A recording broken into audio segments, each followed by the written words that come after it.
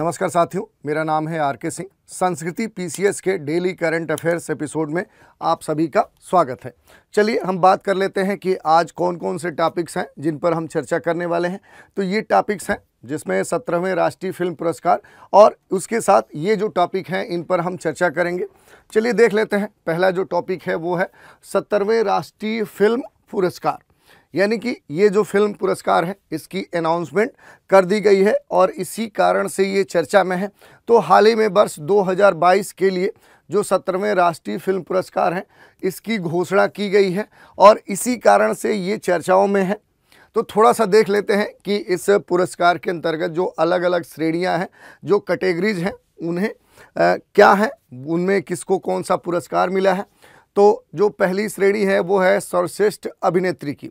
तो ये जो पुरस्कार मिला है ये तमिल फिल्म के लिए नित्या मेनन को प्रदान किया गया है और इसके अलावा जो गुजराती फिल्म कच्छ एक्सप्रेस है उसके लिए मानसी पारेख को प्रदान किया गया। तो देखिए इसमें ये दो नाम आपके लिए महत्वपूर्ण हैं, नित्या मेनन और मानसी पारेख। अब थोड़ा सा अभिनेताओं की बात करें तो सर्वश्रेष्ठ अभिनेता का जो पुरस्कार मिला है वो फिल्म कांतारा के लिए कन्नड़ अभिनेता जो ऋषभ शेट्टी हैं, इन्हें ये पुरस्कार दिया गया है। बात करें सर्वश्रेष्ठ फिल्म की तो देखिए बेस्ट पिक्चर का जो अवार्ड मिला है वो मलयालम फिल्म आट्टम को दिया गया है। ये आपके लिए काफ़ी महत्वपूर्ण हो सकता है। और सर्वश्रेष्ठ जो हिंदी फिल्म है ये पुरस्कार किस फिल्म को मिला है, तो जो गुलमोहर मूवी है इसे हिंदी फिल्म कैटेगरी के अंतर्गत पुरस्कृत किया गया है। दूसरी अगर बात करें तो सबसे बेस्ट अगर संगीत म्यूजिक डायरेक्टर का जिसे पुरस्कार मिला है और ख़ास तौर पे ये गानों के लिए प्रदान किया गया है, तो ब्रह्मास्त्र फिल्म के गानों के लिए संगीतकार जो प्रीतम हैं उन्हें पुरस्कृत किया गया है इस श्रेणी में। और वहीं सर्वश्रेष्ठ संगीत निर्देशक का जो अवार्ड है वो दिया गया है तमिल फिल्म पुन्नियन सेल्वन पार्ट 1 के बैकग्राउंड म्यूजिक के लिए ए.आर. जो रहमान है, काफ़ी फेमस म्यूजिशियन है, उन्हें दिया गया है। इसके अलावा अगर बात करें तो सर्वश्रेष्ठ जो पुरुष गायक हैं यानी मेल सिंगर के तौर पे अगर बात करें तो ये अरिजीत सिंह को उनके फिल्म ब्रह्मास्त्र में गाए गए उनके गाना जो केसरिया बोल वाला गाना है उसके लिए दिया गया है। वहीं सर्वश्रेष्ठ निर्देशक का जो पुरस्कार है वो फिल्म ऊंचाई के लिए सूरज बड़जात्या को दिया गया है। इसके अलावा सर्वश्रेष्ठ जो बाल कलाकार है, चाइल्ड जो एक्टर है, वो जो पुरस्कार है वो श्रीपत को फिल्म मलिकपुरम मलयालम की फिल्म है इसके लिए इन्हें दिया गया। अब इस पर एक प्रश्न की चर्चा कर लेते हैं। प्रश्न क्या है, 17वें राष्ट्रीय फिल्म पुरस्कारों में सर्वश्रेष्ठ फिल्म का पुरस्कार किस फिल्म को दिया गया है। जो विकल्प दिए गए हैं वो है गुलमोहर, बी है ब्रह्मास्त्र, सी है ऊंचाई और डी है आट्टम। अब अगले टॉपिक की चर्चा कर लेते हैं। अगला टॉपिक क्या है कि थाईलैंड की सबसे कम उम्र की प्रधानमंत्री, इस कारण से ये चर्चाओं में है। तो बात करें कि हाल ही में जो पैंटोगटान चिनावाट हैं इनको थाईलैंड का प्रधानमंत्री चुना गया है और ये काफ़ी कम उम्र की है। और थाईलैंड की बात करें तो अभी तक के जितने भी यहाँ के प्रधानमंत्री हैं उनमें अब तक नियुक्त होने वाले प्रधानमंत्री में ये सबसे कम उम्र की है। ये थाईलैंड की प्रधानमंत्री बनने वाली दूसरी महिला है, यानी इनसे पहले एक महिला प्रधानमंत्री रह चुकी हैं और आंटी युंगलुक थाईलैंड की पहली प्रधानमंत्री हैं। तो ये भी जान जाइए कि इनसे पहले कौन थाईलैंड का एकमात्र महिला प्रधानमंत्री था, तो वो थी आंटी यांगलुक। अब इस पर थोड़ा सा अन्य चर्चाओं की चर्चा करने से पहले थोड़ा सा देख लेते हैं कि जो थाईलैंड है इसका जो भौगोलिक मानचित्र है, तो ये देखिए ये थाईलैंड का मैप है। बात करें कि थाईलैंड की जो राजधानी है वो कहाँ पर आपको देखने को मिलेगी, तो आपको यहाँ पर देखने को मिलेगी। और थाईलैंड की जो सीमाएं हैं, अंतर्राष्ट्रीय जो सीमाएं हैं, वो किन देशों से लगती हैं, तो देखिए यहाँ पर आपको लाओस देखने को मिलेगा, इधर आएंगे तो आपको बर्मा यानी म्यांमार देखने को मिलेगा, इधर आएंगे तो कंबोडिया देखने को मिलेगा, इधर आएंगे तो मलेशिया। तो देखिए थाईलैंड से इसकी सीमा से लगने वाले जो देश हैं वो बर्मा है यानी म्यांमार है, लाओस है, कंबोडिया है और इधर आएंगे तो मलेशिया। ये देश हैं जिनकी सीमाएं थाईलैंड से लगती हैं। इसके अलावा अगर यहाँ देखें तो बड़ा जो पठार आपको देखने को मिलेगा, इसके पूर्वी भाग में आएंगे तो खोराट पठार आपको देखने को मिलेगा। इसके अलावा जो चियांग माई है यहाँ का सर्वोच्च ऊंचाई वाला स्थान है। इसके अलावा आप देखेंगे तो यहाँ पर अस्थमस ऑफ क्रा, यानी जो क्रा अस्थमस है वो भी आपसे पूछता है क्रा अस्थमस क्या होता है, यानी अस्थमस क्या होता है। तो जैसे जल संधि होता है, जैसे आप देखते हैं कि जो स्टेट होता है, जल डमरू मध्य होता है, वो सकरा जली क्षेत्र होता है जो दो जली क्षेत्रों को आपस में जोड़ता है, दो स्थली खंडों को अलग करता है। ठीक उसके अपोजिट आप देखेंगे तो एक ऐसा सकरा स्थली क्षेत्र जो क्या करता है कि दो बड़े स्थली खंडों को जोड़ता है। आप देखिए ये इधर आप देखेंगे तो आपको देखने को मिलेगा थाईलैंड, इधर आएंगे तो आपको मलेशिया, और ये मलेशिया के साथ थाईलैंड का पार्ट देखने को मिलेगा। इनको ये सकरा स्थली खंड क्या कर रहा है, जोड़ रहा है। वैसे ही क्या है कि ये दोनों तरफ देखें जली खंडों को अलग करेगा। इधर देखिए अंडमान सी है और इधर आएंगे तो गल्फ ऑफ थाईलैंड है। तो इस तरह से क्या है कि क्रा जो अस्थमस है वो काफ़ी चर्चाओं में है, अक्सर इस पर प्रश्न भी पूछे जाते हैं। तो इस तरह से हमने देख लिया कि आखिर थाईलैंड की भौगोलिक अवस्थिति क्या है। तो वही दिया जा रहा है कि ये दक्षिण पूर्व एशिया में अवस्थित एक महत्वपूर्ण देश है। इसकी जो सीमाएं हैं वो म्यांमार, कंबोडिया, लाओस, मलेशिया से लगती हैं। यहाँ की जो मुद्रा है उसे यहाँ की जो करेंसी है उसे बाहत बोलते हैं। जो राजधानी है वो बैंकॉक है। इस पर एक प्रश्न की चर्चा कर लेते हैं। थाईलैंड की पहली महिला प्रधानमंत्री कौन थी, पहले हमने चर्चा कर लिया। विकल्प दिए गए हैं पेंटोगटान चिनावाट, आंटी चिनावाट, पेंटोगटान यंगलुक और आंटी यंगलुक। अगला टॉपिक देख लेते हैं, ये है कृषि निर्णय सहायता प्रणाली। अब ये क्यों चर्चा में है, तो देखिए चर्चा में इसलिए है कि हाल ही में कृषि एवं किसान कल्याण राज्य मंत्री जो भागीरथ चौधरी हैं, इन्होंने कृषि निर्णय सहायता प्रणाली का शुभारंभ किया है। किसका शुभारंभ किया है, तो कृषि निर्णय सहायता प्रणाली का शुभारंभ किया। तो आप नाम से ही समझ सकते हैं कि इसमें एग्रीकल्चर से संबंधित जो डिसीजन है, डिसीजन मेकिंग और उसके हेल्प के लिए एक सिस्टम, इकोसिस्टम बनाया जा रहा है, उसी का इन्होंने उद्घाटन किया है। थोड़ा सा इस प्रणाली के बारे में देखते हैं कि आखिर कृषि निर्णय सहायता प्रणाली है क्या। तो यह अपनी तरह का पहला भू-स्थानिक प्लेटफॉर्म है। इसे विशेष रूप से भारतीय कृषि के लिए डिजाइन किया गया। किसके लिए किया गया है, तो भारतीय कृषि। भारतीय कृषि की अपनी विशेषताएं हैं जो अन्य क्षेत्रों की कृषि से पूरी तरह से अलग है। वो आप भूगोल विषय में पढ़े होंगे कि आखिर भारतीय कृषि की विशेषताएं क्या है। तो उसी को ध्यान में रखते हुए ये जो कृषि निर्णय प्रणाली है इसको डिजाइन किया गया है। इसमें व्यापक कृषि प्रबंधन का समर्थन करने के लिए डिजाइन किए गए कई उन्नत मॉड्यूल भी शामिल है। तो पहले ही हमने बताया कि जो भारतीय कृषि है तो उसकी विशेषताएं अलग है, उसके कैरेक्टरिस्टिक अलग है, और उसको प्रबंधन या उसको प्रबंधित करने के लिए इसमें कई सारे मॉड्यूल शामिल किए गए हैं। ये जो उपग्रह है ये चित्रों, मौसम की जानकारी, जलाशय जो भंडार हैं उनकी अवस्थिति, भूजल स्तर आखिर क्या है, मृदा स्वास्थ्य जानकारी सहित व्यापक डेटा तक सहज पहुंच उपलब्ध कराता है। तो ये हमने देख लिया कि कृषि निर्णय जो सहायता प्रणाली है उसकी क्या विशेषताएं हैं। इसके अलावा अगर बात करें तो यह विभिन्न संकेतकों जैसे मिट्टी की नमी यानी सॉइल में आखिर जल की मात्रा कितनी है, जल भंडारण, फसल की स्थिति, सूखे की अवधि, ये ऐसे बहुत सारे जो मुद्दे हैं उन पर लगभग वास्तविक समय रियल टाइम की जानकारी देता है। यही नहीं, इस जानकारी तक किसी भी समय कहीं से भी आसानी से पहुंचा जा सकता है, ये इसकी विशेषता है। इसके अलावा इसके माध्यम से फसल मौसम की निगरानी भी की जा सकती है। इसके बारे में सूचित ये करेगा मौसम फसलों को कैसे प्रभावित कर रहा है, वेदर कैसे प्रभावित कर रहा है, क्लाइमेट कैसे क्रॉप्स को प्रभावित कर रहा है। यही नहीं, फसल की कटाई की स्थिति क्या है, फसल अवशेष जलाने आदि के बारे में भी जो इन्फॉर्मेशन है वो भी इससे पाई जा सकती है। इसके अलावा कृषि निर्णय सहायता प्रणाली पर उपलब्ध विभिन्न जो डेटा स्रोत हैं उनको एकीकृत करके क्या किया जा सकता है, किसानों के लिए सही व्यक्तिगत सलाह प्रदान की जा सकती है, कीट हमले से संबंधित जानकारी दी जा सकती है, भारी बारिश, ओलावृष्टि, ऐसे जितने भी विषय हैं। यही नहीं, आपदाओं की पूर्व चेतावनी देने जैसे विभिन्न जो किसान केंद्रित समाधान विकसित किए जा सकते हैं। तो ये हमने देख लिया कि आखिर इस प्रणाली की विशेषताएं क्या है। अब इसी पर एक प्रश्न की चर्चा कर लेते हैं। प्रश्न है, हाल ही में कृषि निर्णय सहायता प्रणाली का शुभारंभ किसने किया था। विकल्प दिए गए हैं शिवराज सिंह चौहान, नरेंद्र मोदी, अमित शाह और भागीरथ चौधरी। तो ये आपने देख लिया। अगला जो टॉपिक है ये है 17वां दिव्य कला मेला। क्यों चर्चा में है 17वां दिव्य कला मेला, तो देखते हैं। तो देखिए केंद्रीय सामाजिक न्याय एवं अधिकारिता मंत्री डॉक्टर वीरेंद्र कुमार ने 17 अगस्त को 17वें दिव्य कला मेला का उद्घाटन किया है। तो ये आप ध्यान से सुनिए।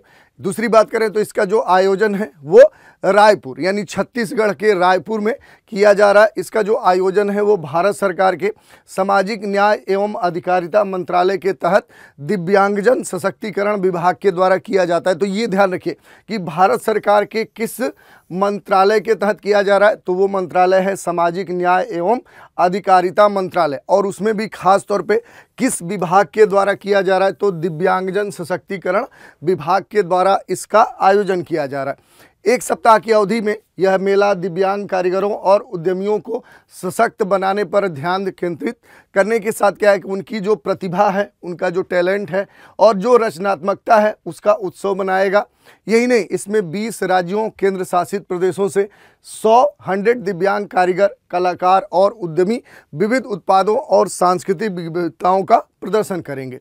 यही नहीं, ये जो मेला है ये सांस्कृतिक कार्यक्रम के माध्यम से कलाकारों को जो म्यूजिक है, संगीत है, डांस है, जो नाटक है, इसमें अपनी क्षमताओं का प्रदर्शन करने के लिए एक प्लेटफॉर्म प्रस्तुत करेगा। तो ये हमने देख लिया। अब इस पर एक प्रश्न देख लेते हैं। प्रश्न क्या है, तो 17वें दिव्य कला मेला का आयोजन निम्न में से कहाँ पर किया गया था? विकल्प है रायपुर, हैदराबाद, रांची और नागपुर। अगले विषय की चर्चा कर लेते हैं, वो है ग्रीन टक ट्रांजिशन प्रोग्राम।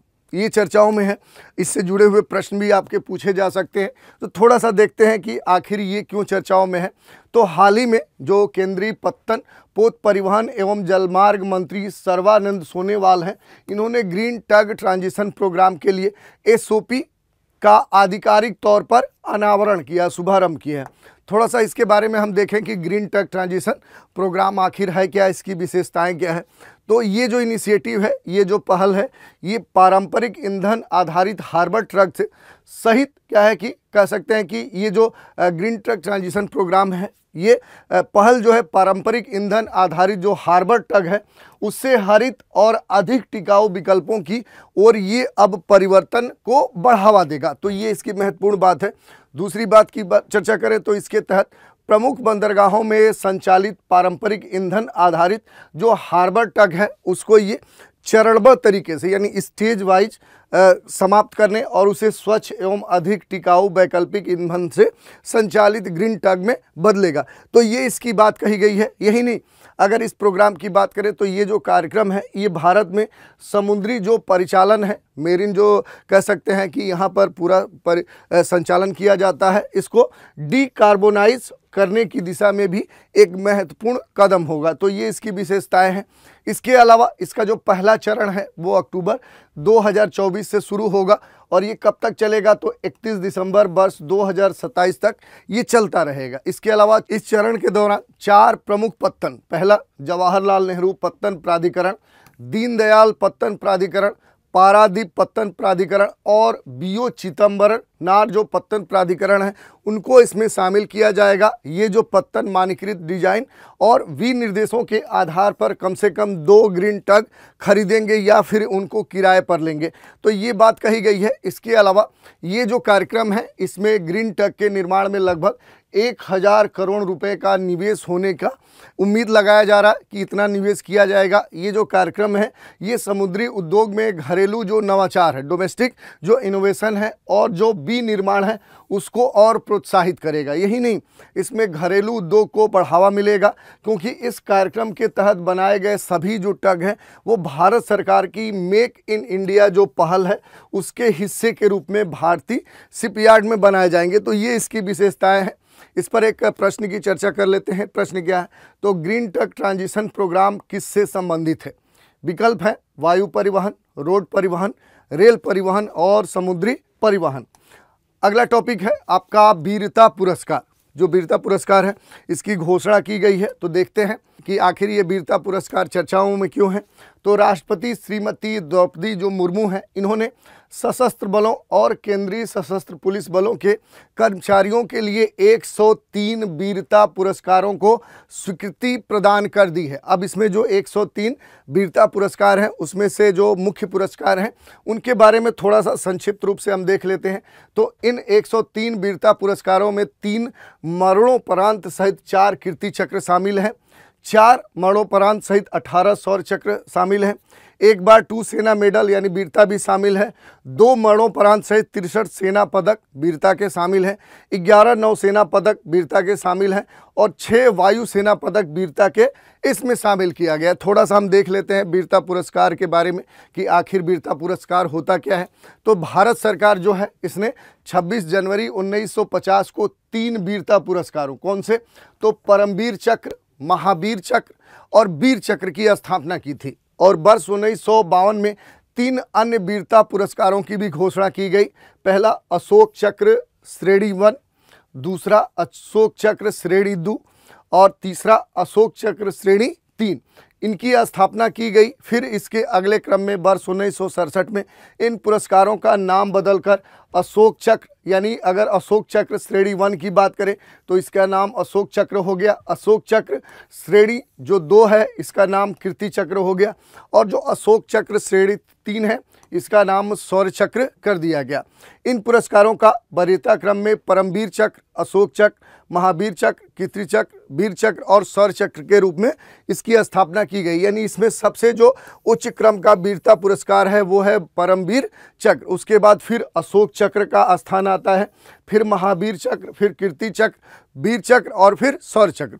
ये सभी वीरता पुरस्कार मरणोपरांत भी प्रदान किए जा सकते हैं, ये इनकी विशेषताएं हैं। अब बात कर लेते हैं युद्धकालीन जो वीरता पुरस्कार हैं, उसमें देखिए जो परमवीर चक्र है ये इसमें सबसे महत्वपूर्ण पुरस्कार है। ये देश का सबसे बड़ा युद्धकालीन वीरता पुरस्कार है, यानी युद्ध के दौरान ही अगर कोई इससे संबंधित कैजुअल्टी होती है, उसकी मृत्यु होती है, तो ये इसे दिया जाता है और इसे युद्ध के दौरान विशिष्ट वीरता कार्यों को प्रदर्शित करने के लिए दिया जाता है। जैसे आप अक्सर सुनते होंगे कि वीर अब्दुल हमीद जो थे उन्हें परमवीर चक्र से सम्मानित किया गया था, तो उन्होंने युद्ध के दौरान इस तरह के कहें साहस वाला कार्य किया था जिसके कारण से उन्हें परमवीर चक्र दिया जाता है। पहला परमवीर चक्र मेजर सोमनाथ शर्मा को वर्ष 1947-48 के भारत पाकिस्तान युद्ध में उनके योगदान के लिए दिया गया था।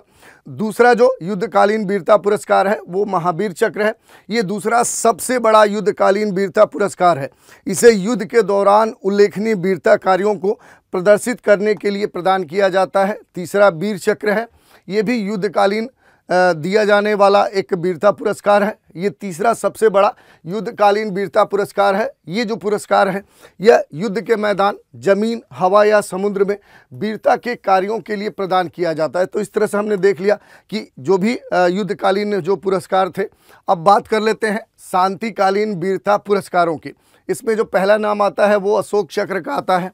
इसकी विशेषताएं क्या है, तो ये शांति काल में दिया जाने वाला देश का सर्वोच्च सैन्य पुरस्कार है। यही नहीं, इसे शत्रु के विरुद्ध किए गए असाधारण साहसपूर्ण कार्य या फिर वीरता या आत्म बलिदान के लिए प्रदान किया जाता है।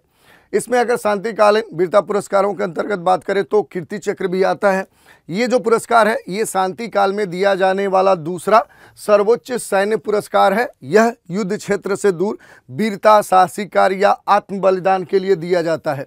इसी के अंतर्गत शौर्य चक्र है। अगर बात करें तो शांतिकालीन वीरता जो पुरस्कार है इसमें शौर्य चक्र को भी शामिल किया जाता है।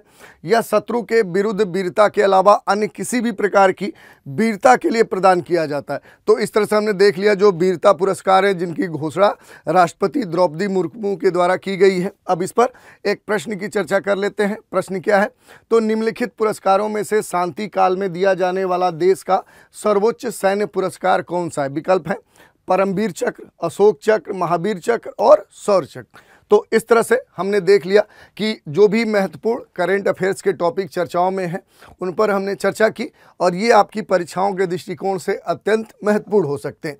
तो आज के इस एपिसोड में इतना ही। नए एपिसोड में एक नए विषय के साथ फिर मिलते हैं। तो आप हमारे साथ बने रहें, इसके लिए धन्यवाद।